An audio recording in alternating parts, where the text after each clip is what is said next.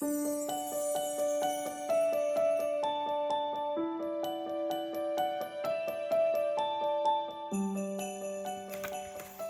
everyone, day 13. So that makes it only 11 more sleeps, isn't it, to Christmas Day? So we're getting closer and closer. As you can see, my table is getting more and more abundant, okay? So welcome to day 13. And I bet when you got this and you thought, okay, the Fulbright was bad enough, Gimme, what are you trying to do to us, okay? So you would have got a little bit of a rubber band, okay? Don't worry about that. And then you separate out and you would have received a beautiful geode. Now I'm going to try and put this together, which is never going to happen. Have you noticed that when you can take things apart, trying to put them back together again, it's nigh on impossible, isn't it? Okay, so what you have received today is a beautiful baby quartz geode. So do you remember when we discussed the celestites and we said that you get them in a geode formation, and I said to you that this is what they're like, okay? I don't know if you remember that. And when you crack them open, you have a wonderful surprise inside. Well, this is the surprise inside this one, and these are just beautiful. Now, quartz is probably one of the most abundant crystals in the world. Okay, it's available. There isn't a country that I can think of that doesn't have quartz in some form or another. Okay, if you notice, we had the lodolites. Okay, the lodolites obviously were from Pakistan. I forgot to mention that. Then we had the tourmalated quartzes. Do you remember that when we did the black tourmalines? Okay, so you can see again the quartz with the tourmalines. But also we have discussed amethyst, we have discussed rose quartz. They're all part of the quartz family, and their inclusions make them into being a different crystal. Okay,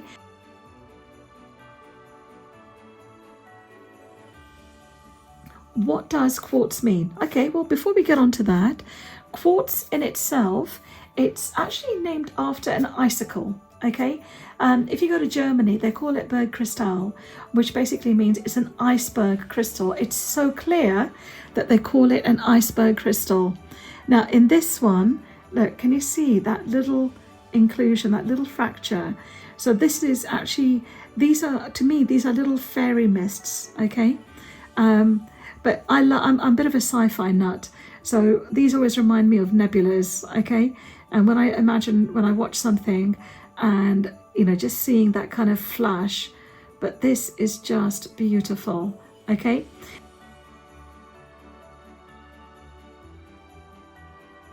now quartz, as I said to you before, is actually part of the trigonal family. Quartz has a hardness of about 7. Okay, if you have some Herkimer diamonds, they are between 7.5 to 8, which are still part of the quartz family. Quartz is your master healer. It is a must-have in your toolkit, okay? I really think if you don't have it, you need to go out there, buy some, add it. But luckily for you, you got one as part of your advent calendar.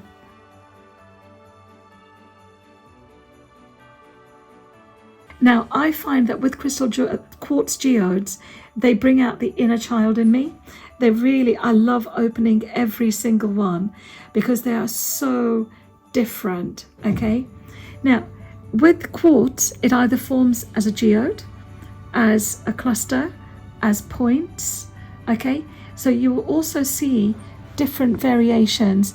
Now, I have promised Hannah that I will actually do a video explaining all of the different formations within quartzes, okay? Now, with quartz, as I said, it's one of the most abundant crystals. That doesn't make it any less powerful, okay? It forms in so many different shapes, okay? You will see, now this is actually Blades of Light, which is from Colombia. It is one of the clearest quartzes. I'm sure that if any of my friends are watching from Arkansas, they're going to say to me, no, Kimmy, our crystals are way nicer. But you know what? Look at this, okay?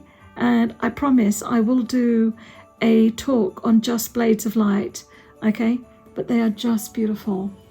But then you also have rutilated quartz. So can you see the rutiles within this? Can you see that? So that's still technically a quartz. But look at this, look at the rainbow within this. So pretty.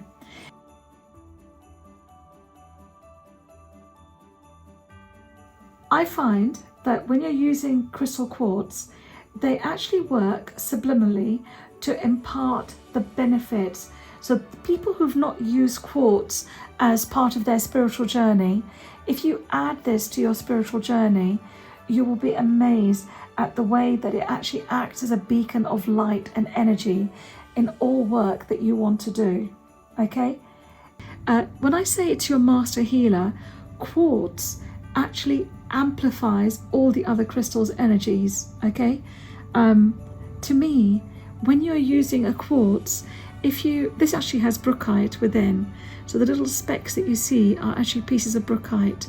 And I also discovered there's actually a brookite on this one here. Obviously, as the days have gone on, I've been spending more times with my crystals.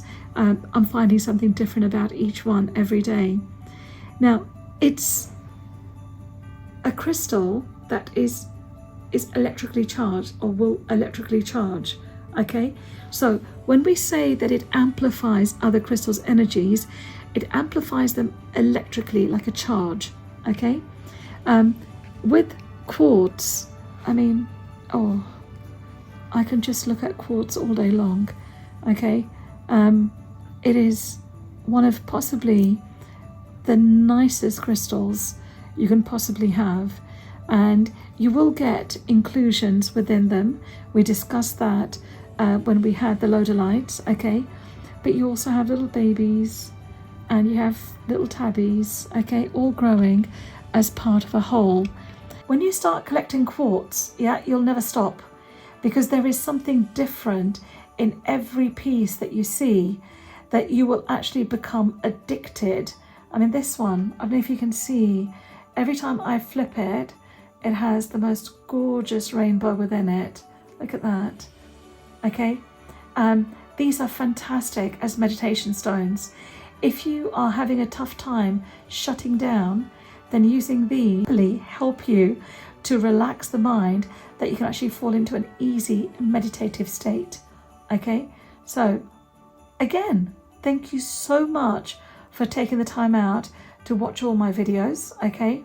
And I really hope you've enjoyed day 13. And again, guys, if you don't mind, take the time out, press the red button to subscribe to our family, okay? And I so look forward to seeing you on day 14 when I have my all-time favorite crystal for you. Have a blessed day. Thank you so much. Goodbye.